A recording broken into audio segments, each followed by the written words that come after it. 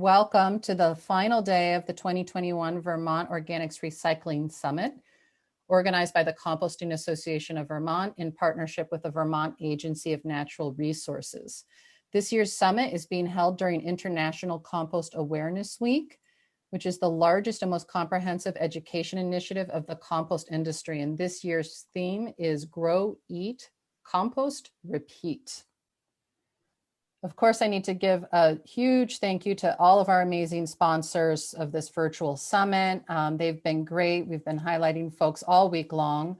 Our sponsors this year include the Community Bank, Eco Products, Vermont Natural Ag Products, Addison County Solid Waste Management District, AgriLab Technologies, EcoPixel, Nature Cycle, the Vermont Produce Program from the Agency of Agriculture, Food and Markets, and the Eco AmeriCorps program from the Department of Environmental Conservation. So thanks to them, we'd have a real hard time pulling off this great summit, week-long summit without their support.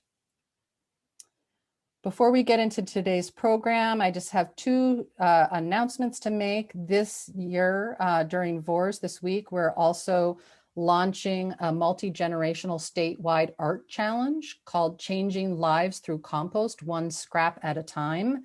And this is a new education and outreach initiative that the Composting Association of Vermont is embarking on with all of these great partners, and more even have joined since this week began. And this was really got its start from working with two CAV members, Paul and Winsong Kervik, who took photographs of the different designs and images that emerged in their countertop food scrap pail. And we made a calendar out of it called The Food Scrap Story for 2021. And then a 4-year-old saw her grandmother's calendar up on the wall and got really into making her own version of food scrap art with food scraps and yard debris. And so this sort of gave the energy behind starting this challenge. And I also just threw up here a couple other food scrap art posters that students from UVM made for last year's International Compost Awareness Week, when the theme was Soil Loves Compost. So if you'd like more information, feel free to contact me. You can also find information about the project on the CAV website at compostingvermont.org/food scrap art.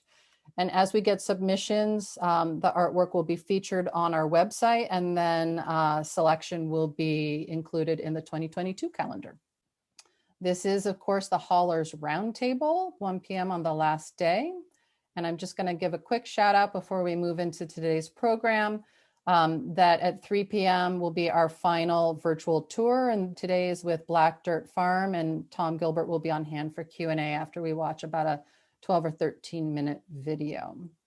This session, we're gonna start off by hearing from 3 different haulers, and then and we'll take some questions after each one tells their story, and then there'll be plenty of time in the second half of the session for general discussion and Q&A.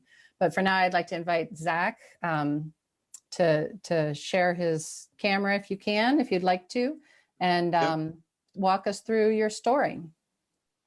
Yeah, my name is Zach Kavakis. Live in Stockbridge. Basically, I got into, I'll start at the beginning. It was only a year ago. COVID hit, lost my job.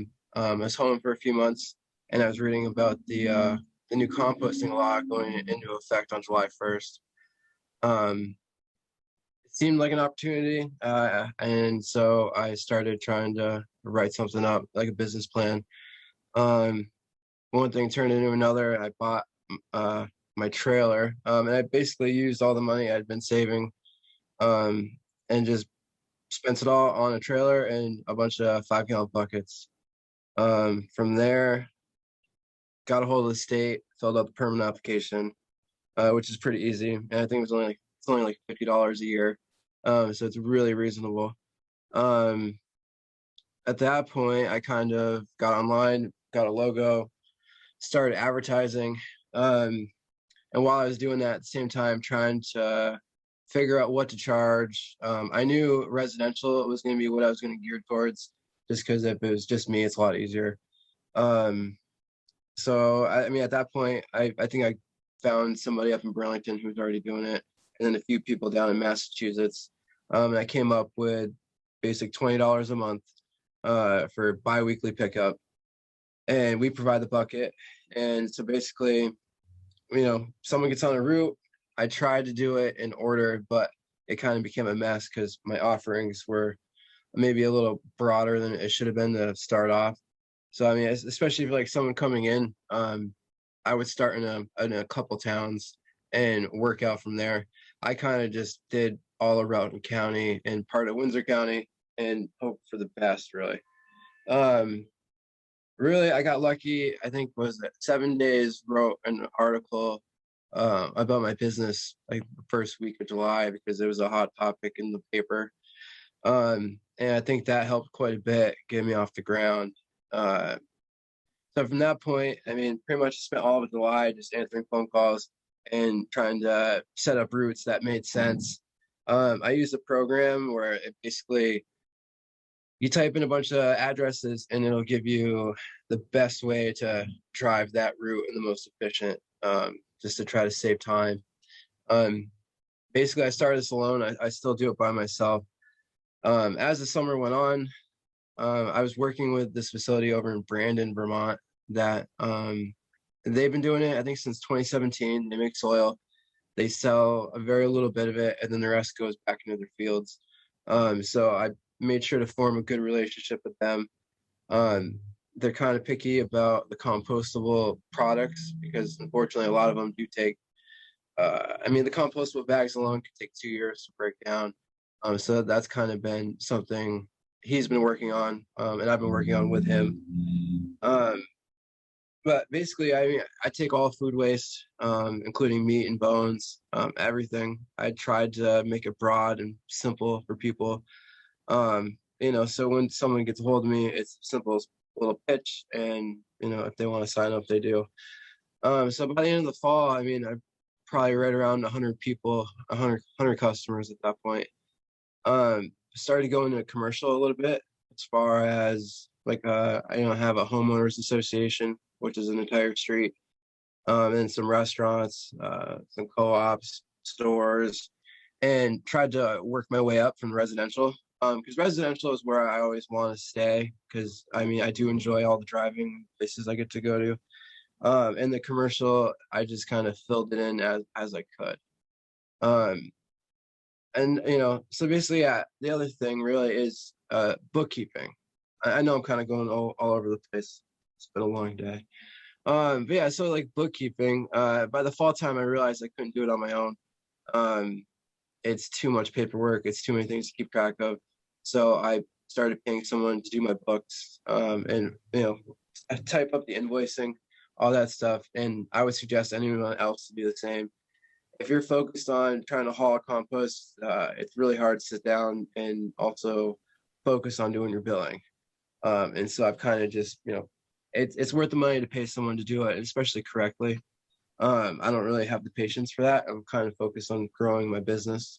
And so basically, yeah, so we get into the winter time, this past winter, and the trailer is a little tricky. Yeah, the trailer right there, sorry. So I kind of got rid of the trailer when I could during the winter time. And I'm still thinking of like a better solution. There was a few days driving, yeah, like right there, for instance, that's up in Barrie. And there's a few days this winter, it was pretty tough. The other thing is you get a lot of seasonal people. So I had to kind of figure out how to work those people into the business plan. And I started offering them, a certain package for the winter. And basically they go home in the spring, and it's I'm also doing that with people now in the summertime. So basically I've tried to adapt throughout this whole process, especially with the types of properties I'm dealing with, or businesses, commercial or residential. And the other thing we've had to really focus on is when somebody cancels, instead of just letting it go, trying to figure out why they canceled. So that way going forward, you can learn to do something better that you maybe didn't think of. Like wiping out the buckets. That's always been something that I've done. So I spray each bucket down in a container, and I wipe it down, and I just leave the same bucket. it saves me a lot of money on buckets, because if you had two for each person, it would be way too much. And so sometimes if you don't clean it good enough, you might get a phone call, little things like that. And if you're only doing it by yourself, you have to really keep all this stuff in the forefront of your mind, and not let little things go. Like if you're, they're like sometime this winter, I had my truck break down, and so I had to call. It was like 47 people, and tell them all like, hey, I can't come today, but I'll be there Saturday.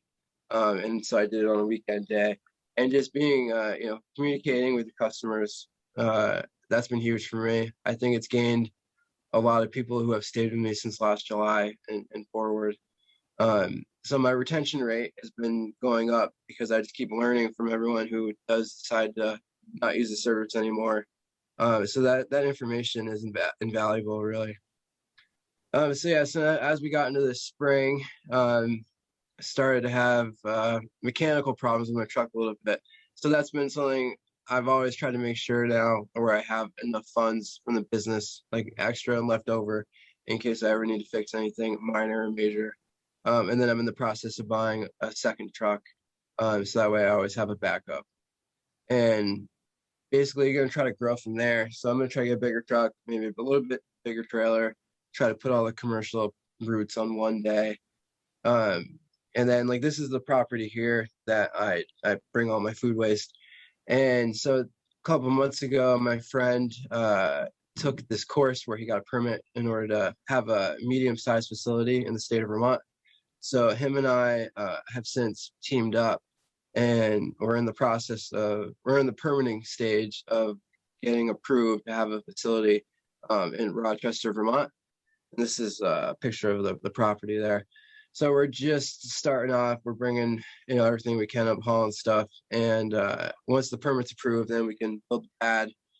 There's a lot of little things that you have to keep in mind when you're doing the permit for this. It's a lot more in depth than I ever could have anticipated, really. It's been a really good learning experience, trying to branch out into the soil side of it. Because basically, if you're a hauler, like should be your end game, is trying to open your own facility and bringing it all to your own place and making soil and selling it. So you're essentially making money off the same product twice, versus bringing it somewhere else and then paying someone to take it. So this has always been kind of the end goal, and we're hopefully 3 or 4 months away from opening. We registered the LLC, and the company is called Vermont Black Gold. So yeah, it's based in Rochester, and we hope to be open July or August. Part of the permit is you have to have a letter of approval from the town that you are going to have your operation in. And so that's kind of been a tricky component as far as the zoning goes. The town doesn't know whether to zone it agricultural or commercial. And so they're in the process of figuring that out, and it's taking a lot of extra time.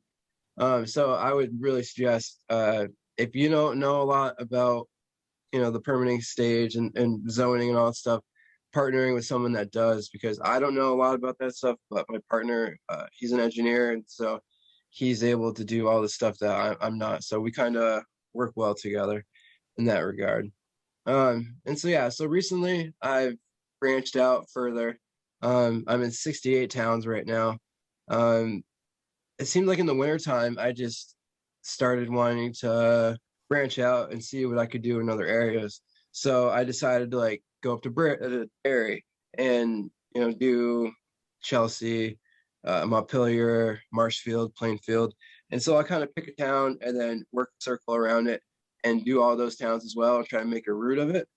And then more recently, I started going down to Springfield and kind of doing the same thing. I go to Quechee, Heartland. I work down to Windsor, Springfield, and I come back up through Ludlow. And I kind of credit the ability of, really GPS in that app that I have that organizes addresses, but just the ability to make an entire day loop and make it efficient, where every town you stop in, you can get at least 5 customers. And so through that, I can build a route of 40 to 50 customers. So like Redland City's been really great to me. I have a lot of people here, but a lot of my customers are spread out.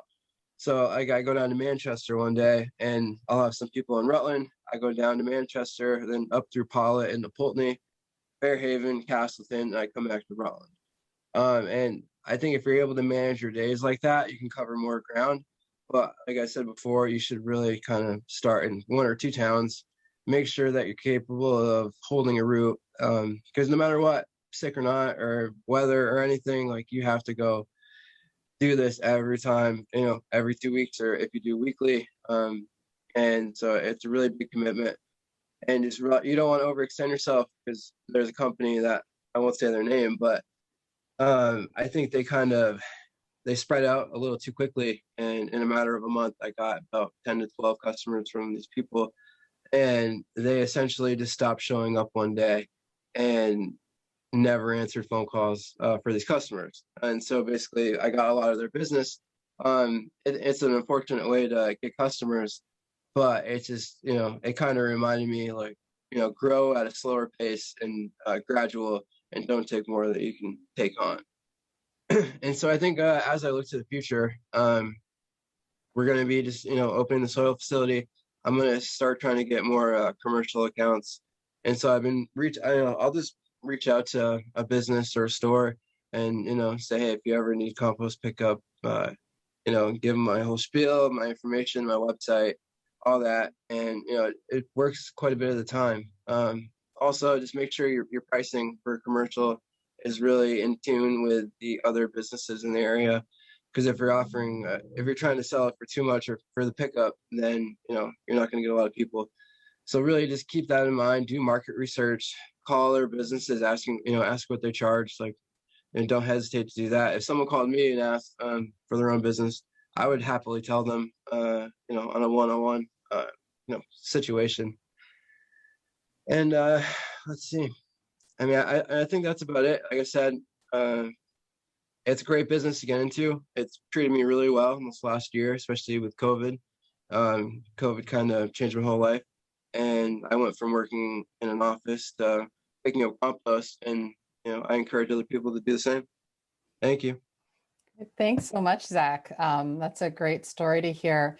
And I do want to just let folks know that Zach this is one of his pickup days. He has to go back out and hit another route. So he's not going to be able to stay for the entire session today. So if you do have any specific questions, go ahead and put them in chat, and we can do some Q&A with him right now. And as well, his contact information is in a bunch of different places, but will certainly be, was at the first slide and will be part of the posted recording. So you can also reach out to him directly if you need to. Let's see. Liz says that she came on a little late and wasn't sure if she missed it, but what route app do you use? I think it's called geobatching. Geobatching. There's a bunch of them though. So if you just type in geobatching on the App Store, there's a bunch of them. Some of them, get one that you have to pay at least $10 for, because it'll actually work well. If you use the free ones, you might not, it might not make the best route for you. That's a good tip. Pro tip. Sometimes you get what you pay for. Yeah. Or don't pay for. Great. Let's see. Another question just came in. Zach, have you ever tried to use an odor control in buckets, or does it not matter because of bags or frequent pickups? No, so I do every other week pickup. Even in the summertime, like I'll convince customers they'll want to sign up and say, hey, isn't it going to get really terribly stinky in 2 weeks? Surprisingly, it doesn't. The people who ever bring, one person brings it up one time about a smelly bucket, I'll just leave them a little bag of wood shavings, pine shavings, and I'll just tell them, hey, start mixing it in. And then every month I'll just leave them a little bit. Don't give them a whole bale, but just give them a little bag full. It's maybe 20 cents worth of shavings. And it really does soak up a lot of the juices and, the smells. And so people just layer it in. And then with my commercial accounts, I do the same thing. I give them all wood shavings, and they can use it at their own discretion. But also when I come, I also spray the buckets out with a natural cleaner. So it's, it's really clean. Like the bucket's perfectly clean by the time I leave. So I think that helps too. Great. Thank you. Any other questions for Zach before we move on to our next hauler? How are you rinsing and cleaning the buckets at your pickup sites? Can you go back to the second picture of my trailer? I can. You might be able to see my setup a little bit. Okay, actually, This that one? one will work. Or which one did you want? Either one, really. Go back one more. One more? Okay. This one. All right, right there. So I got the barrels on my trailer. I'll grab the bucket, I dump them out into the barrels, and then on the left side you can see an orange bucket. So I keep paper towels in there and the natural cleaner. And so I'll just put the bucket right in the corner and I spray the inside, outside, and the lid on both sides, and I wipe it down and make sure it's a really gross job cleaning those out sometimes, but the customer is sure to appreciate it. And I know a lot of other businesses don't do it, so it's something that I've always made sure to do to kind of stand out.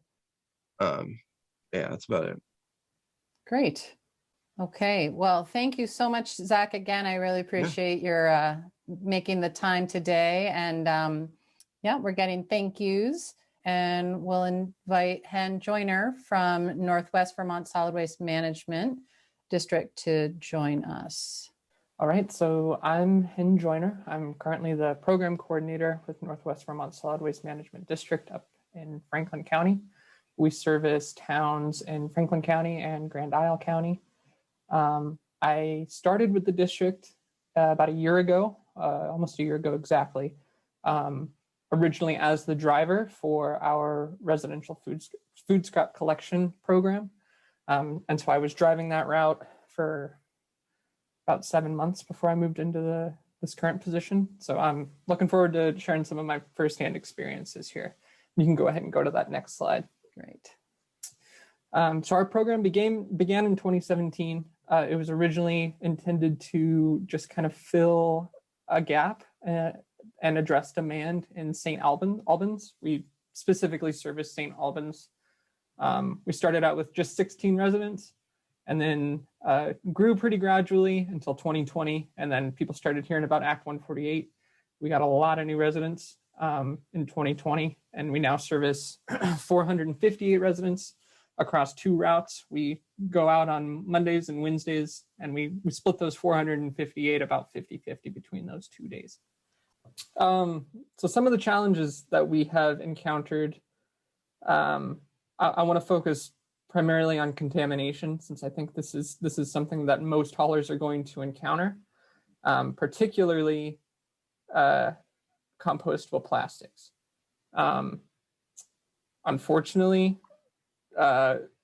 many of these compostable plastic products aren't actually really compostable outside of an industrial composting facility. Up here in Northwest Vermont, we don't have an industrial scale compost facility. Our compostables are going straight into the compost piles at Hudak Farm in Swanton. And unfortunately, many residents aren't familiar with that and aren't aware of the problems of compostable plastics. Many of these bags, like the one pictured here,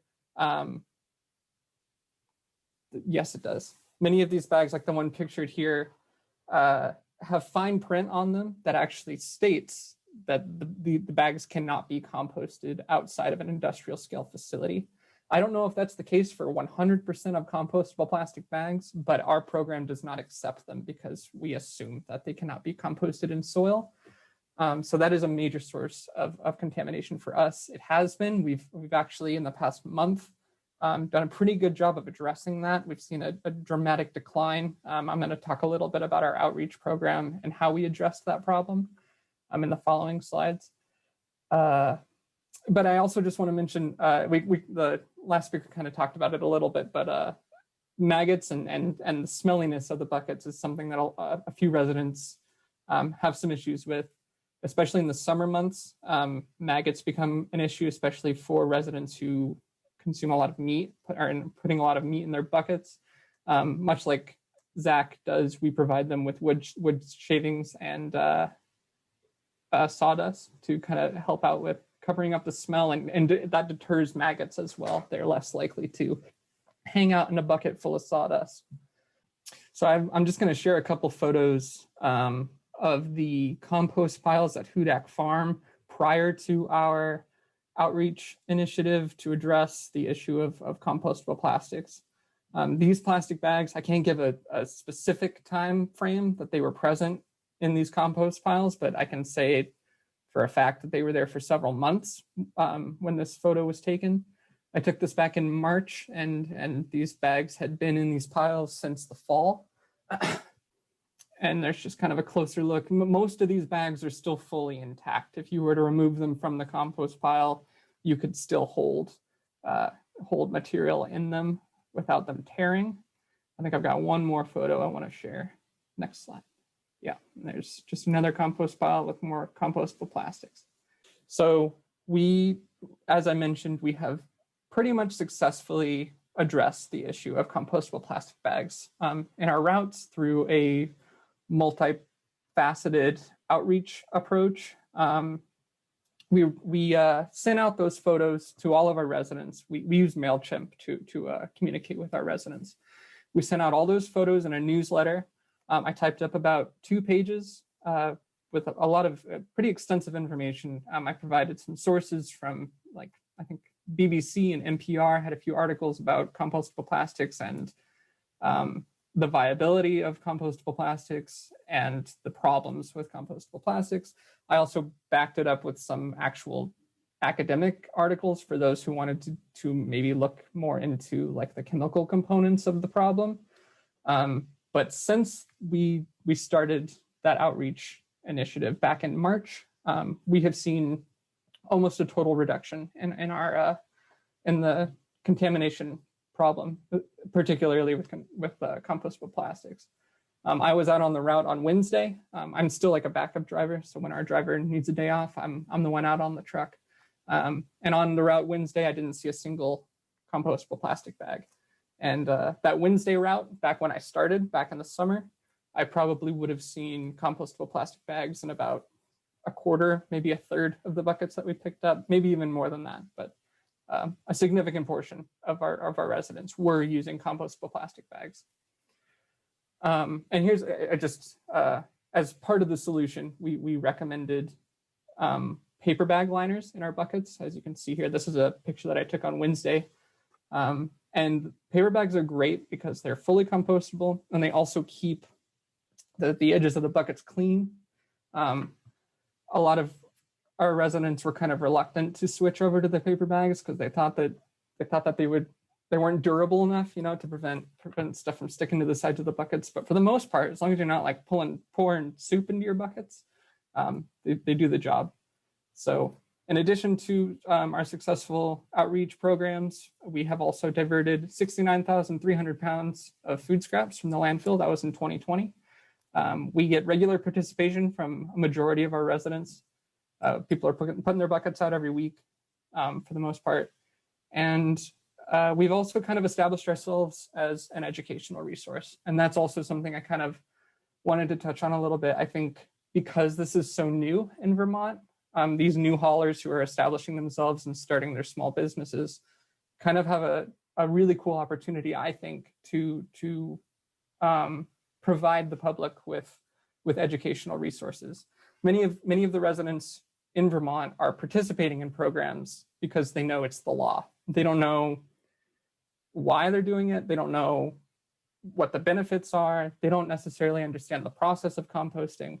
And I think that if we address those questions, you're pretty much guaranteed to see an increase in participation, an increase in retention, and a decline in issues of contamination. If people understand why and how and where things are going and all of those questions, then they're going to be more likely to participate in a way that's effective. So yeah, I think that's about all I got. Just wanted to share. Thank you so much, Hen. This was great overview. And it looks like there are some questions. Let's just see. So Esther asked if it included BPI certified bags, and I think you had answered that that it does. Yes. Yeah. And again, I am not confident enough to say that every single compostable plastic bag cannot be composted successfully in soil, but I'm comfortable with saying the vast majority of these products can't be. And again, most of them will have fine print on them. That's what I've encountered out on the route. Anytime I get a compostable bag, I take it out of the bucket. And if you look closely, there's usually text on the bottom that says, most communities will not be able to compost this product. It needs to be composted in an industrial scale facility. Yeah, and I'll just add to that if I can for a minute, because I deal with that as well for the community composting sites. Bio bags, I know I don't get any money from them. They're not a sponsor of the summit this year, but I know that they, in particular, and perhaps other companies, make a bag that's specifically even for backyard composting that will break down in a cold compost pile. But that is certainly not the majority of the compostable bags that are available out there. And it also really takes a lot of persistence and dedication from the users, because there's a ton of look-alike bags, and down to even like mimicking, just different enough of a logo and the color of the box and the shape of the design of the box to not have it be in legal conflict with the compostable products. And so there's a lot of confusion out there, unfortunately, and until we get some regulations around that at a national level, I don't know that that's going to change. And so what you end up with is people really thinking that they're doing the right thing, and they're not. And they're not, because it's really hard to tell the difference. And then can I add to that? Oh, please, yeah. Well, I'm just glad that you mentioned that people think they're doing the right thing. Like that was the response that we got to our outreach campaign, was primarily just people who were shocked. They thought they were. And they immediately changed, changed the paper bags because they want to do the right thing. So I think that's really important to note. Like, many residents are simply just misled by these products, and they want to correct and do the right thing. Yeah, absolutely. And then we did have another question from Ham. Are the paper bags made specifically for the compost pails, or do customers just use their grocery bags or other paper bags that they have on hand?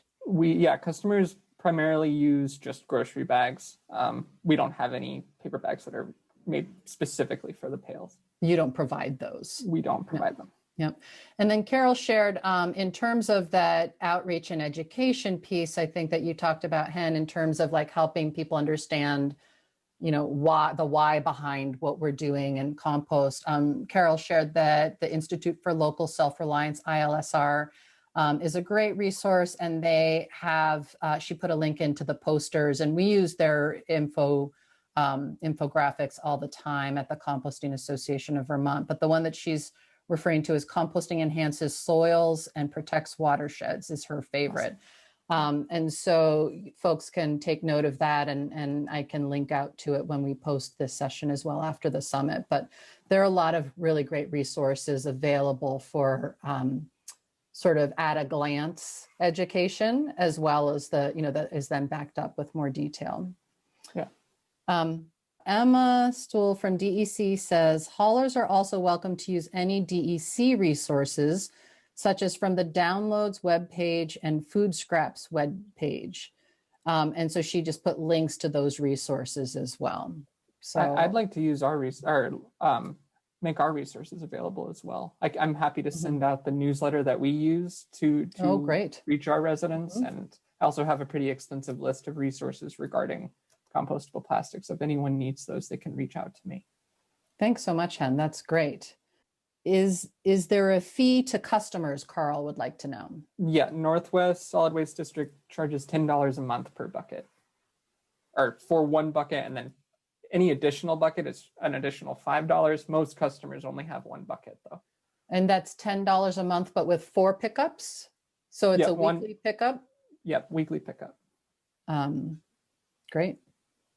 That seems to that seems to be pretty affordable, I think. So yes. Nice. All right. And with that, we're going to move on to our third hauler who's going to be sharing with us today. And if you do have more questions that you think of or that we didn't quite get to, if they're popping up as I'm moving on, just know that we will be circling back to them. And so now I would like to invite Sid Hammer from Vermont Compost Company to join us and talk about their compostables collection division. Hi, everyone. I'm Sid with Vermont Compost Company. I guess prior or just before getting into it, I want to echo the sentiment that compostable plastics are something we also struggle with and are definitely trying to figure out ways to educate our, particularly the free drop-off site that we have, but to educate people about why we can't accept them. And I will add that if you intend to have your ultimate product, ultimately, if you intend to have it used in organic production, you can't accept compostable plastics. So the NOP does not allow compostable plastic compost that has had compostable plastics to be used on organic farms. So that's one of the talking points that I often, it's sort of a quick way to let people know that we can't accept them because our composts and potting soils are used on many organic farms. And so even if they are, I'm not familiar with the BioBag product that Natasha was talking about, but our understanding is that there's basically no compostable plastic product that can be destined for organic farms. That's correct. And I'm definitely, yeah, even the BioBags are not allowed for that, for organic uses. Yep. And then another thing that is a challenge with them is that, one, identifying even if you are accepting them and trying to compost them, telling the difference between them when they're in a pile or partially decomposed is very difficult. And they can also hide non-compostable plastics inside them. So in general, as a rule, we definitely advocate for people to try to train their customers not to use them. And I think as a cohort, if we can educate people on other strategies, then depending on them, that would be in all of our collective best interest. So Vermont Compost Company was founded by my father the same year I was born, in '93. The compostables collection started in '98 with a couple restaurants in the Montpelier area. It was then the collection and hauling then grew to a point where the solid waste management district took it on. And my dad was resistant to getting into the hauling aspect with an aversion to owning and having to maintain trucks. And it was a long and beneficial relationship to have the solid waste management district doing the hauling, educating, collecting. And initially it was predominantly with commercial accounts and schools. And then at some point they ended up selling the route, and another company was bringing the material to us, which fairly abruptly ended in the fall of 2019. So we made the decision to get into hauling, and we're primarily intending to focus on commercial accounts.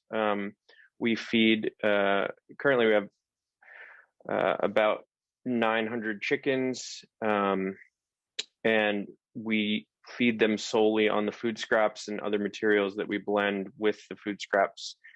And so it was a fairly abrupt change. We bought a small amount of grain for the first time in, I think, 20 years as we transitioned into getting a box truck. And you can go to the next slide. Into getting a box truck, our own totes, figuring out a washing strategy,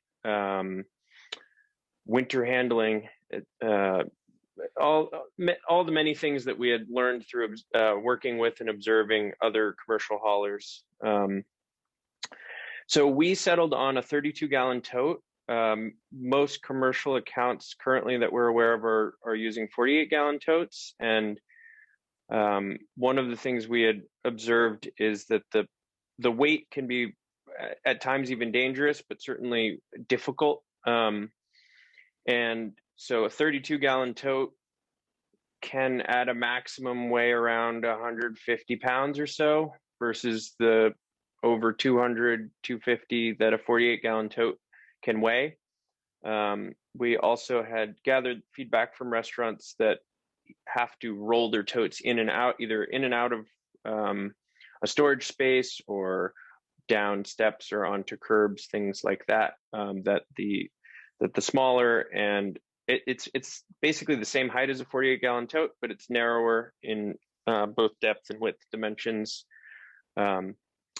So those are the totes we settled on, and we got a box truck and a washing system, which I'll go into it in a little more depth later. And then the pandemic struck, and we had just signed up our first several commercial accounts. A restaurant account, which is pictured here, the Wayside, and they were, prior to the pandemic, around 10 to 12 totes twice a week. And the co-op was another big account we had gotten. And this was initially really in the goal being to feed our chickens and not have to have any, not be buying grain as we had been doing for many years. So, and you can go to the next slide, just to give a little perspective here. So this facility has been here since 1996, and up at the top you can see where our primary composting process starts, up near the tree line on those two pads, and the middle area, which there's it's a little hard. I realize I can't mouse over things, but there, yeah, right a little to the left and a little up, a little higher, yeah, right in that area. There are basically two large structures, the latest of which is on the left side. That is a chicken house we started building last fall. We just put our first chickens in.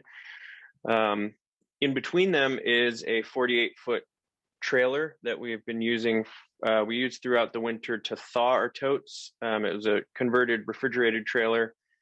One of the big challenges with handling totes in the winter in Vermont is what we've taken to calling, and others call, totesicles. So we heat the trailer at a minimal heat and leave the totes overnight just so that they pop out without having to hammer on them or use torches or other things that have been tried by others in the past. And then the structure to the right of that is where we're going to be feeding our chickens.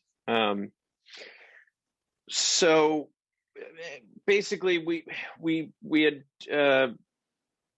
intended to go into commercial hauling and tooled up to do so, and then all the restaurant accounts we had just landed closed at the beginning of the pandemic, and this was also coming into the first year of residential mandate. So we responded, because we didn't necessarily want to get into bucket handling and washing, by putting some totes out throughout the community that people could share, walk their own bucket to, and share use of. We currently have 12 totes out in Montpelier, and we're looking to expand that residential offering, whether it's through this model or going into bucket hauling ourselves. But again, we've primarily focused on commercial, and that has been rebounding throughout the past year. So if you could go to the next slide. So this is our box truck. Advice to anyone looking to get into commercial or owning a box truck is to be careful in shopping for your box truck, and also to account for potentially very expensive maintenance.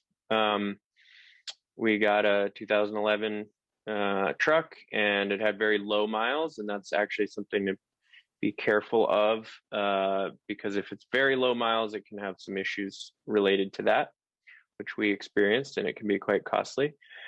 So yeah, we in the warmer months, we don't have to thaw the totes. We're just rolling them off on our two route days.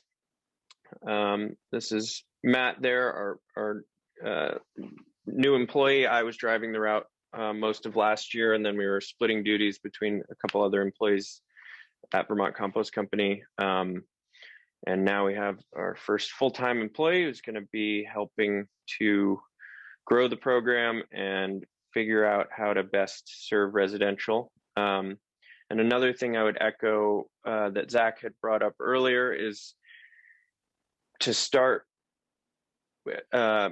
small in terms of geographic footprint, or at least that's what we've done. And we have not expanded beyond Montpelier even, and we're still there's still a lot of food on the table, as it were, that is yet that we're looking to be as dense as we can and cover as small of an area and make sure that all the food is getting captured before we expand outward to limit miles and make sure that the food travels as little a distance as need be to feed the chickens, and then get turned into eggs that are for sale in the community. So if you could go to the next slide, please. We blend our food with several different feedstocks, spoiled dairy product, or spoiled feed from a local dairy farm, manure, hardwood bark, and other ingredients. And then we feed that out to our chickens out in the open. We are now shifting to a portion of the place where we will be feeding undercover, which will make it a little bit easier to handle in the winter. And yeah, if you go to the next slide, you get a little close. Okay, that would have been useful earlier. So the hoop structure on the right is where feed out is going to be happening. The chicken building on the left now will basically have an automated egg collection system. For the last 20 years, we've been hand collecting and hand bedding in typical conventional galvanized chicken boxes. With this new system, which I actually don't have a photo here, but basically the eggs will roll off into an enclosed heated packing house on the left side of the building. And so the collection, washing, storage will all happen within the confines of that building, and then the feeding will happen in the building to the right. And we wash our totes in that 48-foot converted refrigerated trailer. It's now heated in the middle there. And if you go to the next slide,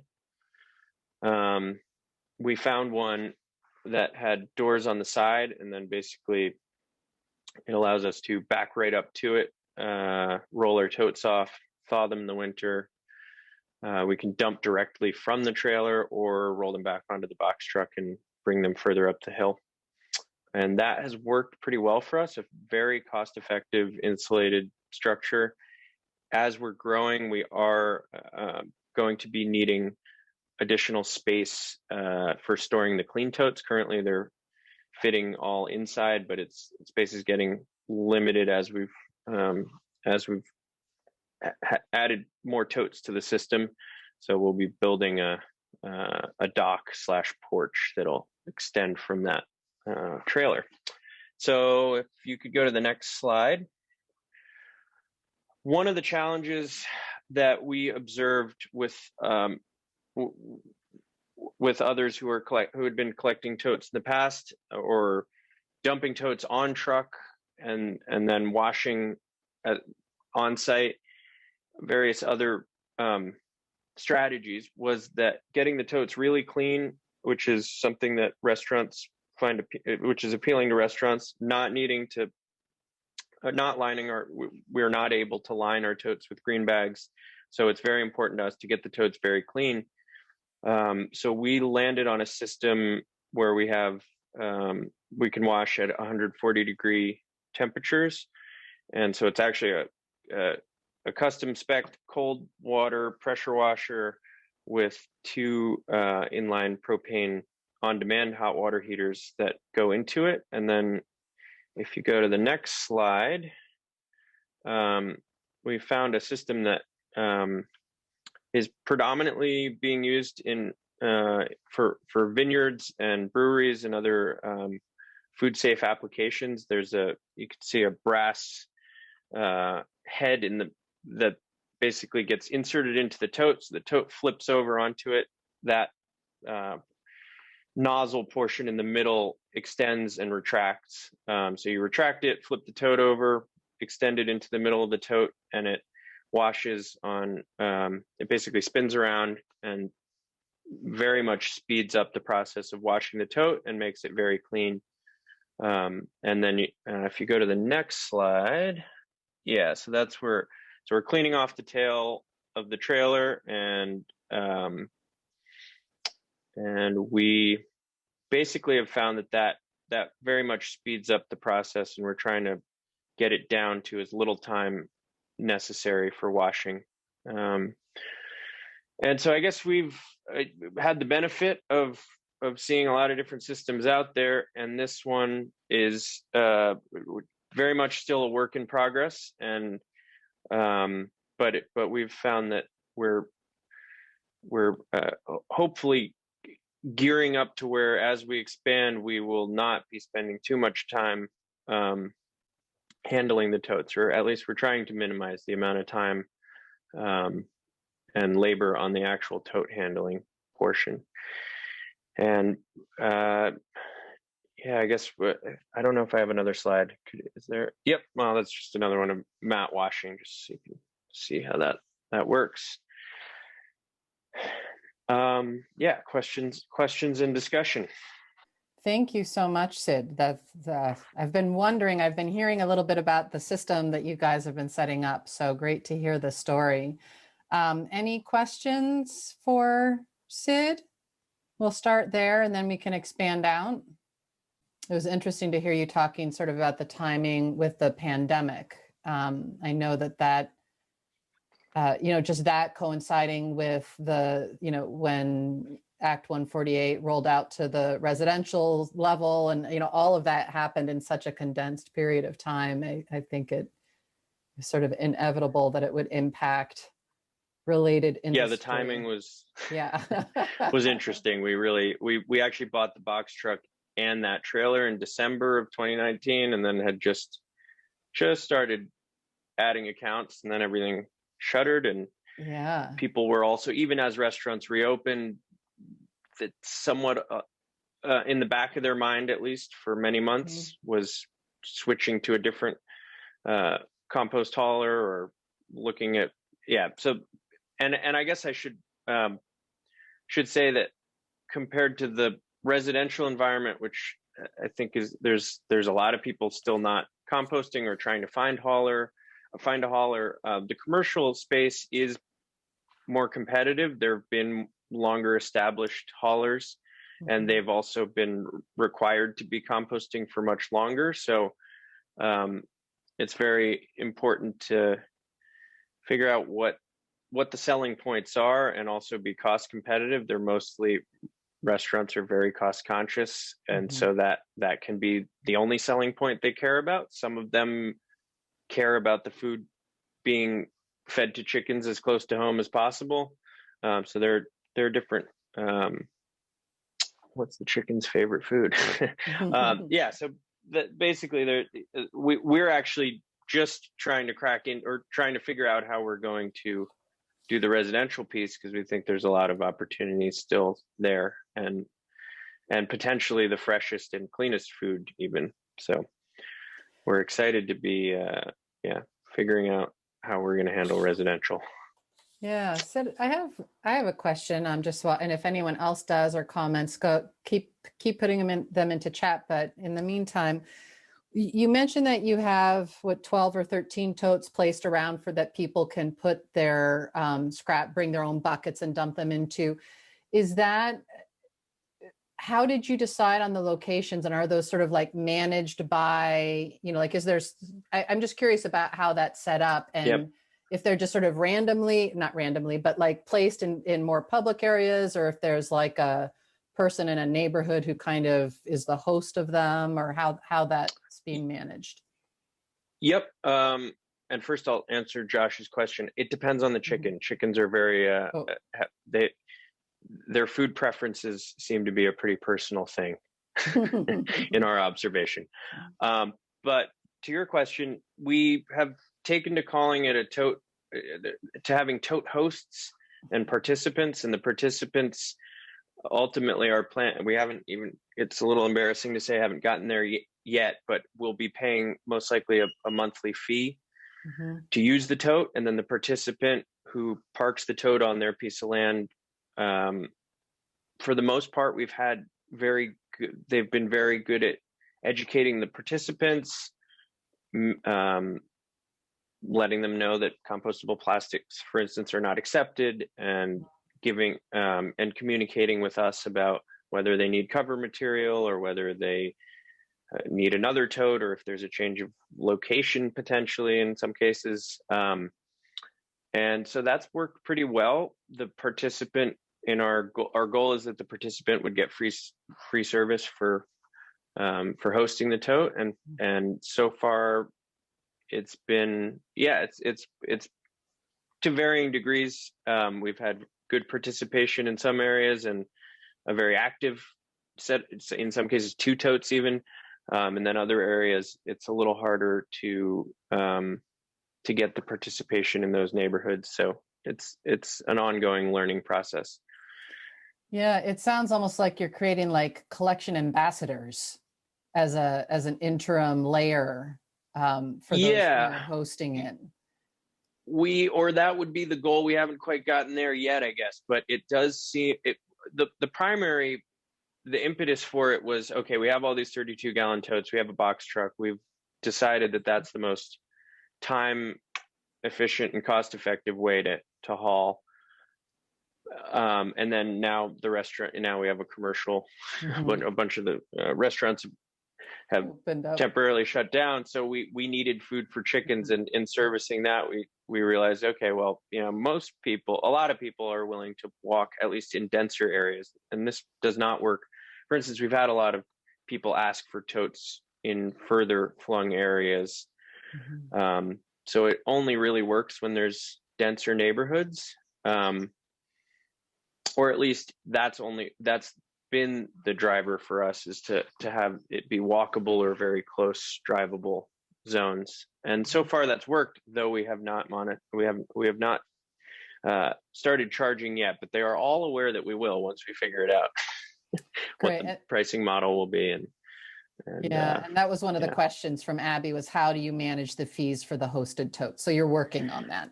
We are working on that. Work in progress. Something that our new employees going to be helping figure out. Great. We do have a question from Josh for both Hen and Sid. And so Hen, we'll start with you maybe. Have you ever experimented with finished compost as an odor control in containers or buckets? And he says at his home, he's found that finished compost absorbs tons of odor in the bucket. It seems strange to give a customer back a bucket that has been washed with a dirt-like compost, but tossing a handful in and sharing it around does wonders for odor. So Hen, do you want to take that first? Yeah, that's funny that Josh mentions that, because I have a little worm composter in my kitchen at home, and I am very surprised by how good of a job finished compost can do at absorbing those odors. We haven't tried that.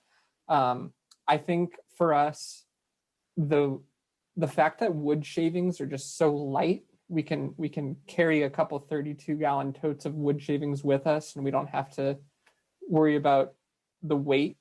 I wonder if maybe finished compost, the weight of that could create some issues. But I don't know. That's not something we've tried. It sounds like a good idea to me overall.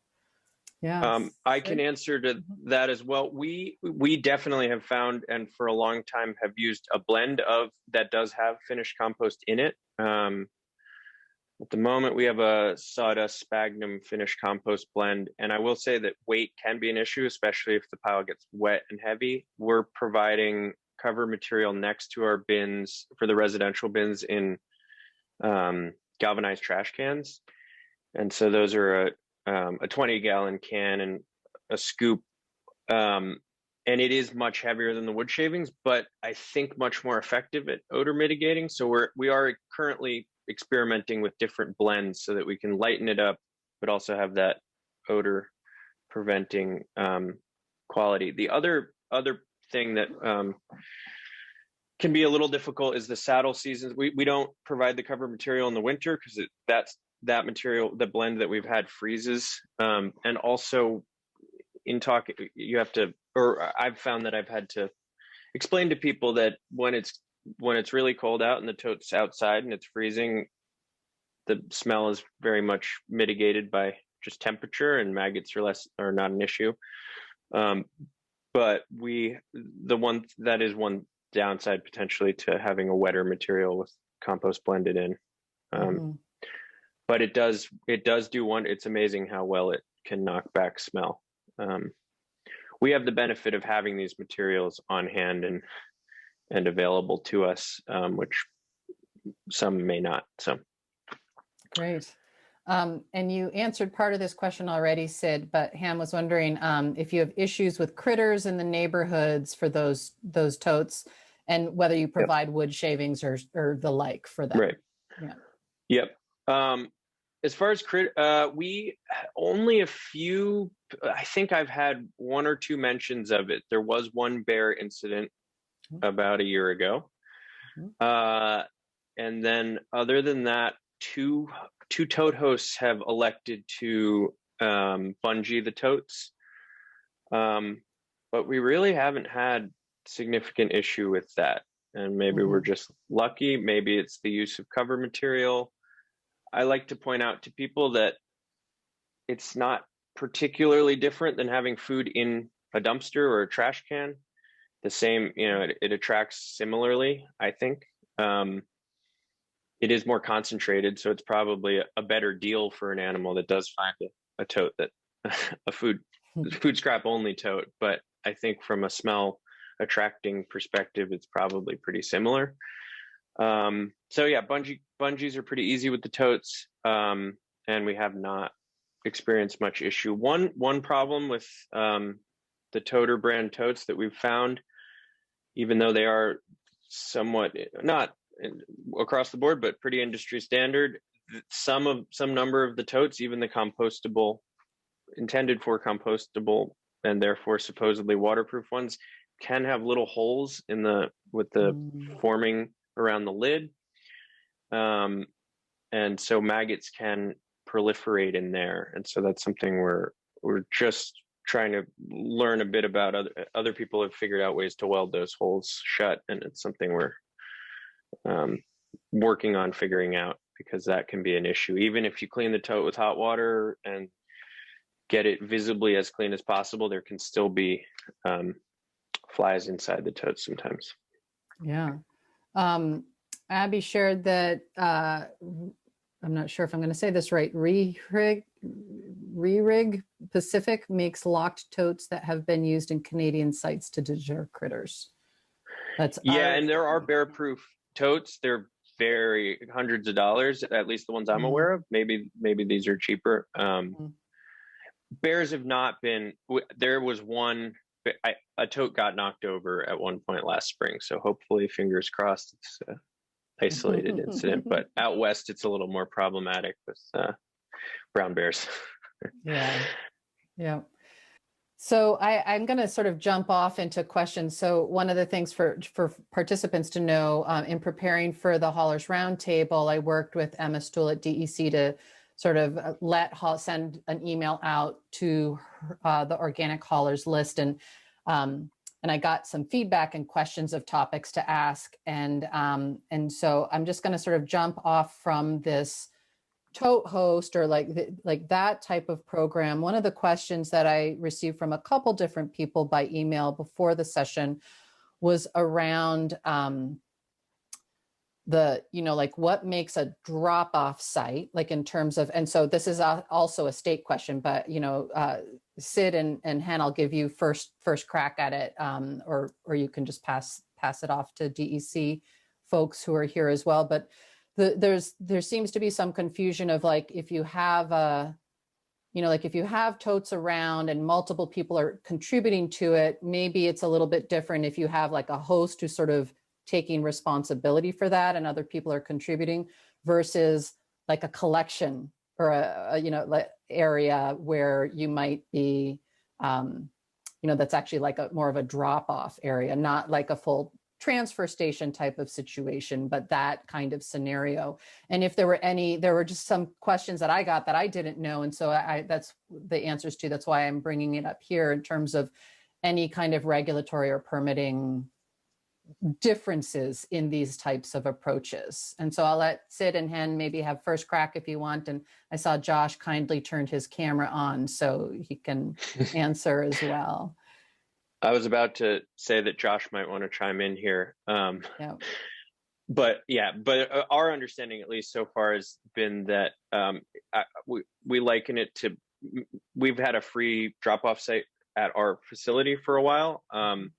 And sometimes neighbors will pool together and one neighbor will bring a bunch of other neighbors' food scraps. And so we're thinking it's somewhat along those lines. So it's definitely not a transfer station in terms of size or scale, or it doesn't look like it. And it's also something that people are electing to do on their own property.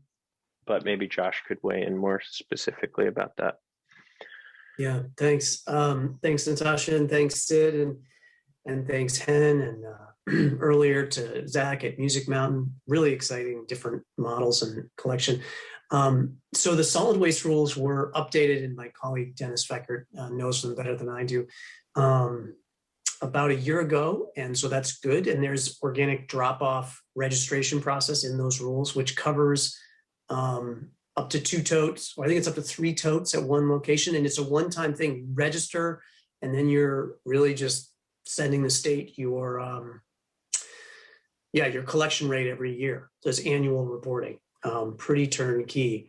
And that is different than a transfer station permitting or certification process, which is much more rigorous. And this is something we're talking about internally at DEC. There are some exemptions in the solid waste rules for what was really determined to be consortiums of generators sharing a solid waste collection system. And I have been learning more and more about it from my colleagues with Dennis, Barb, Ben, and Kathy. So I think we're still looking at that as to what those exemptions are. Essentially, the history of that exemption is around, like, think of a building where you have multiple levels, you have apartments on top and you have a business down below, and they share the trash dumpster, from that apartment unit or that building. Or you have a strip mall and you have a bunch of different businesses all using the same trash or recycling or food waste dumpster. Those sort of things are considered a consortium. I think it sounds like what Sid's got going is pretty small at this point, so it's still in this growing phase.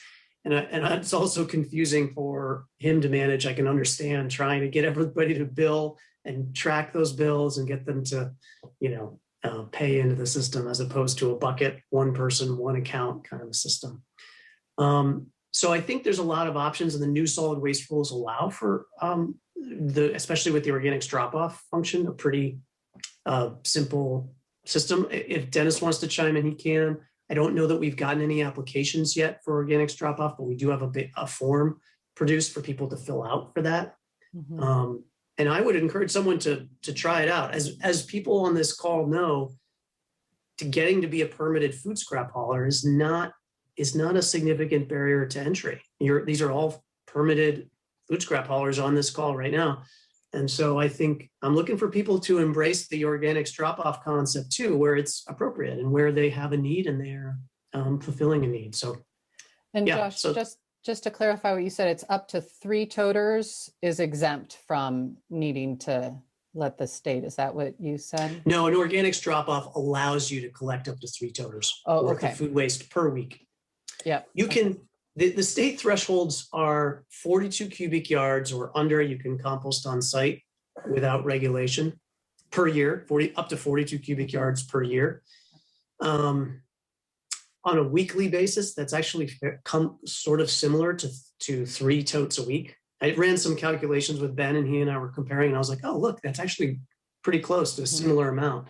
You know, I think we've seen food waste collection methods that work and can be addressed, nuisance and odor and neighbor issues. And we've seen things that don't work and need to have attention put on them. Mm-hmm. Somebody asked, Liz Weir asked about a 48-gallon toter. Yeah, that's generally, I think the 3 totes per week for the food scrap drop-off assumes a 48-gallon tote. I think our solid waste rules actually are in gallons or in tons, which we can convert to whatever tote size is being used. So we can answer people's questions about that. Yeah, Josh, this is Dennis. I'll just jump in a quick second. It's 144 gallons. That's the on-site total. Great. Thank you. Yeah, I think that's really helpful just because there's, as we're all experimenting with different models there, we get these questions coming up and it's a little hard to weave our way through.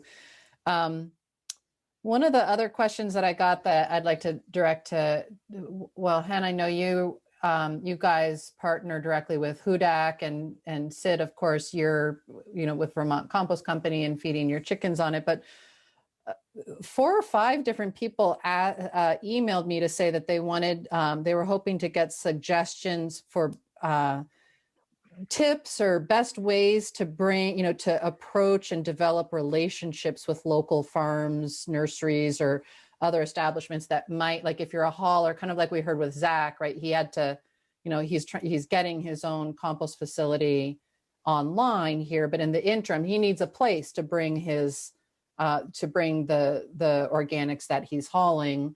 And if you're not doing that yourself and you don't have those partnerships, it's sort of like, how do we, or it's a small amount, or maybe you don't want to drive all the way to one of the commercial facilities. And this is really open to anybody on the call. I just thought I'd start with our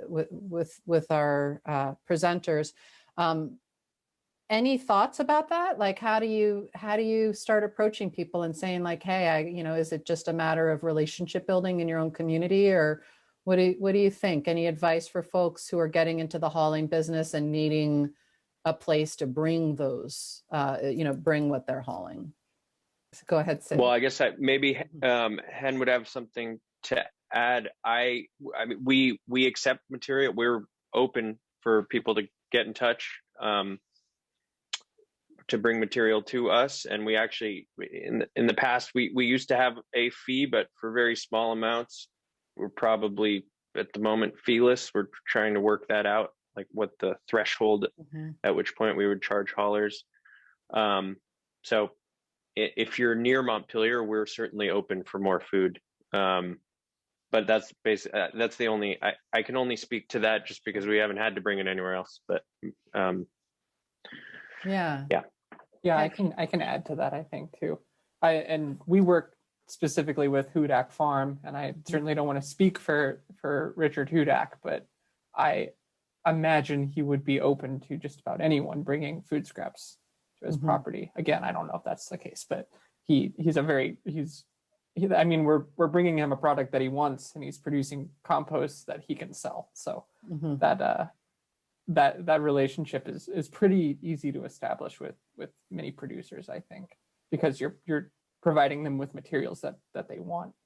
So, and I'll just add back to the compostable plastics, not to be too much, but if you can figure out a system where you're not dependent on them, I think many of the farmers, and I can certainly speak to we will not accept material in compostable plastic bags or with known compostable plastic. And I think a lot of farmers feel similarly. So if you can figure out a solution to that, or wean your customers off of any dependency, or better yet, not create dependency on those products, that would probably make it much more appealing for people to accept your material. Yeah, for sure. Especially when trying to develop those relationships with farms specifically, because that's no farmer wants, 2-year-old, compostable or otherwise 2-year-old bags, in their fields or in their compost piles. Yeah, and I think it really just comes, especially for the micro haulers, my advice just based on the community composting work that I do is just, it's really relationship based. And, I think all of you have touched on that to some extent. And Zach was also talking about just like that, having those relationships, knowing your community that you're serving, knowing who's in that community and putting the time in. And while that, that may, it may take some time up front, but I think it's really those stronger relationships, if you can build them, just keeping those communication channels open. That's the basis for developing any relationship, but especially a hauler composter relationship. When you're talking about not, especially I think when you're talking about not the commercial facilities or municipal compost facilities, but farms and other, potentially landowners with, I know a place in down in southern Vermont where a landowner who has like 30 acres decided to open up a portion of her land, but at the community scale site, but again, that's a relationship that developed over time. So great. Natasha, would it be okay if I chime in on this one? Yeah, please do. Just from working with farmers and composters and food waste advocates over the years, the thing you've heard in this great VORS week has been the farmers who've gotten into it. There's been something in it for them. They want the compost, or they want the diversified revenue of the tip fee or something like that. But generally, they want that. Like Hen was saying about Richard Hudak, he is a vegetable farmer primarily. And so just like Chuck Wooster, he's mining his soils and selling his soils on his tables of goods. All these produce is basically from the soil. So he needs to put something back in. So then he has a need for that material. But I see a lot of folks looking for a place to put food waste. And they start out with, well, you have land and you have a pile of manure. They must go together. And then it doesn't work because it's not in somebody's interest to grow that pile. And so some things sort of fall apart when there's not enough collective interest by the party that has the land or has the farm. They got to have a need there for it, or see the vision of doing it longer term. And a lot of things get into it. It starts with like, oh, it's just a pile of stuff. But then the tractor gets stuck because the site gets muddy and it gets more, and then contamination comes in, and the relationship, just like you're saying, like starting small and communicating all the way through is really, really important. That's what it seems to have been with the longer term projects that have been successful. Yeah, for sure. And anyone is welcome to chime in now. You can raise your hand, put stuff in chat, or just unmute yourself and or show your camera and wave. We do have a question here from Abby asking if there's a registry of people who've gone through the Compost Operators Program. That group might be a potential connection for haulers and composters. And Josh, maybe that's to you or to someone else from DEC on the call. I'm not sure about a registry of folks. I don't know if we've kept track. I know our contractor for the past, at least 2 or 3 years has been James McSweeney, who's presented the compost operator training. So he probably still has a list. And this might be a good time for me just to mention the things that DEC does support in the realm of composting and food scrap management. In addition to VORS, this great webinar that you're all part of and virtual event, we do fund James McSweeney of Composting Technical Services. He has a website, compostingtechnicalservices.com, to do composter technical assistance to actually help composters with site design, recipe development, permit, like layout and permit navigation, in conjunction with DEC. So Ben Gothier works very, very closely with James and allocating his time. So people should know that that time could be available to them to help them. That's free of charge, that James is paid by us to go out and help. And James puts on the compost operator training, which I expect will be happening next fall. And you could contact James or me or Ben or anybody to get on the list so you can be aware of when that happens.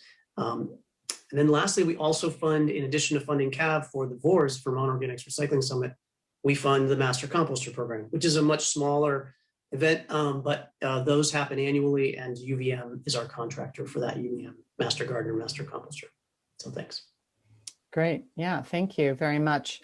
All good resources. And I know that there are a number of farmers, including Chuck Wooster, who in getting into larger scale composting have utilized James's services and found that really helpful to help him walk through, whether it's the permitting, site layout, all of that stuff. So that's we need to start bringing, like this growing group of organics haulers, which is fantastic, with these other local places to manage the material and of course, every step of the way, encouraging and teaching best management practices on both the hauler side, which is part of why we have this roundtable, so you can share tips and tricks amongst yourselves, but also on the composting side.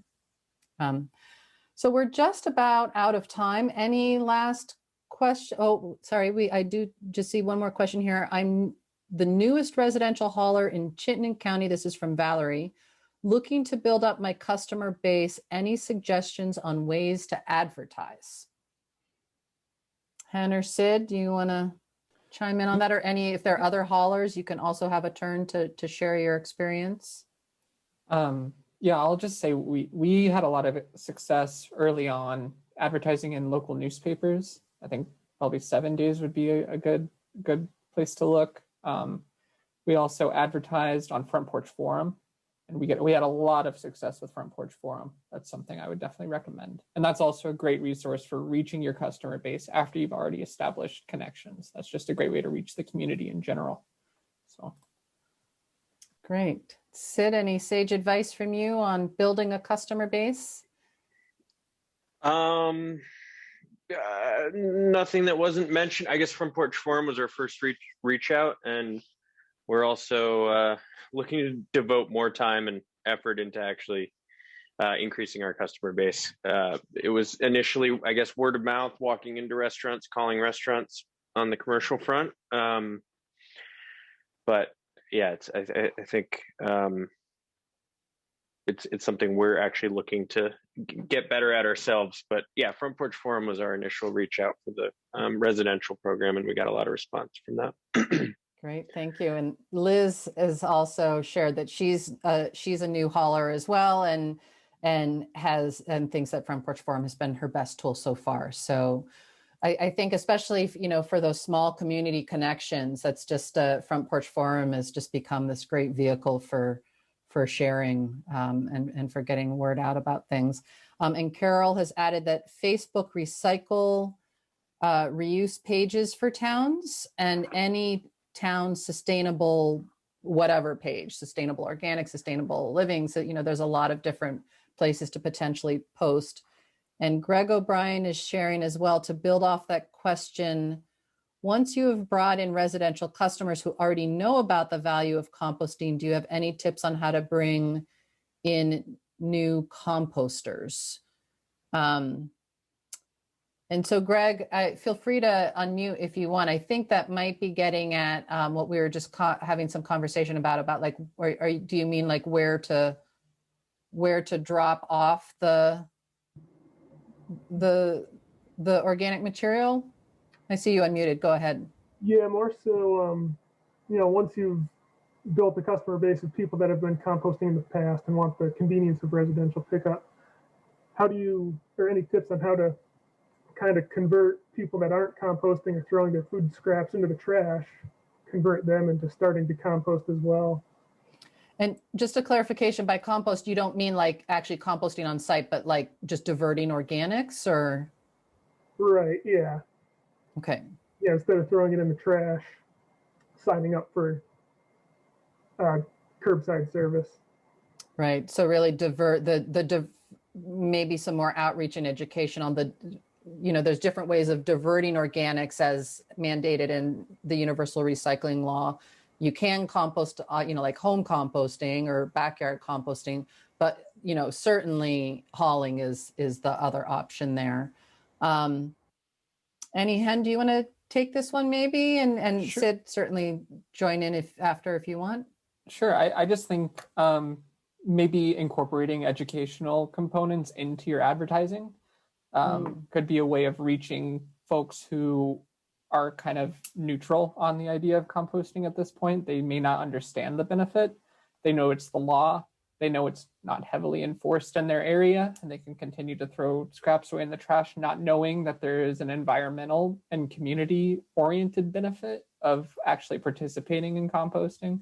So I think maybe in your advertising, focusing on why they should do it, not just because it's the law, but because there are benefits that will benefit their community directly. Yeah, I wonder even about taking some of the material, the educational material from HEN and from the state or ILSR, Composting Association of Vermont also has it. And instead of just posting like advertising your services in Front Porch Forum, also just posting about the importance of it, the why behind it, and having that help drive customers. Sid, did you want to chime in?